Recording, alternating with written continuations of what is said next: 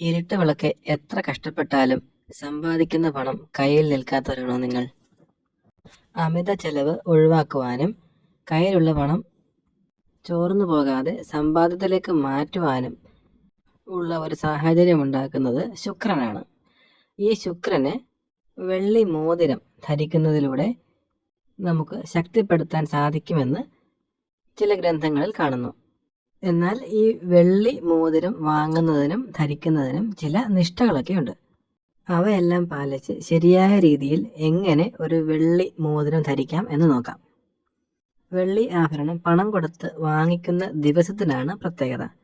അതായത് കറുത്തവാവ് കഴിഞ്ഞുള്ള വെള്ളിയാഴ്ച, ശുക്ലപക്ഷത്തിലെ വെള്ളിയാഴ്ച, അതാണ് വെള്ളി ആഭരണം വാങ്ങാൻ പറ്റിയ ഏറ്റവും മികച്ച ദിവസം. വാങ്ങിക്കൊണ്ടുവന്ന് അന്ന് തന്നെ ധരിക്കാൻ പാടില്ല. പൂജാമുറിയിൽ ഒരു ദിവസം ദൈവങ്ങളുടെ പടത്തിന് മുന്നിൽ വെച്ച് പ്രാർത്ഥിക്കുകയോ അല്ലെങ്കിൽ തൊട്ടടുത്തുള്ള ലക്ഷ്മി ദേവിയുടെ ക്ഷേത്രത്തിൽ പൂജിച്ചതിന് ശേഷം ധരിക്കുകയോ ചെയ്യാം. ധരിക്കാൻ ഇടത് കൈയിലെ മോതിരവിരലാണ് ഉത്തമമായി കാണുന്നത്. അപ്പോൾ ഈ വിധി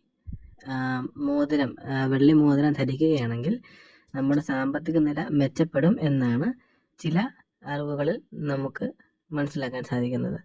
അപ്പോൾ എല്ലാവരും സാമ്പത്തിക ബുദ്ധിമുട്ടിൽ നിന്നും കരകയറാനായി ഈ ഒരു രീതി ഒന്ന് പരീക്ഷിച്ച് നോക്കുക.